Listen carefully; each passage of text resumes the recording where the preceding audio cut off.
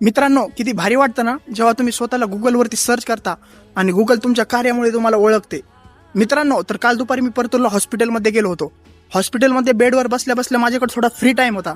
मग फ्री टाइममध्ये बसल्या बसल्या माझ्या डोक्यात एक विचार आला की चला मी स्वतःला गुगलवरती सर्च करून पाहतो माझं नाव. मग मी गुगलवरती कुणाल सोळंके व्लॉगर सर्च केलं आणि मला एक्सपेक्ट नव्हतं की गुगल माझ्याविषयी अशी माहिती देईल. गुगलने मला चक्क अशी माहिती दिली की Kunal Solanke is a Marathi vlogger and content creator.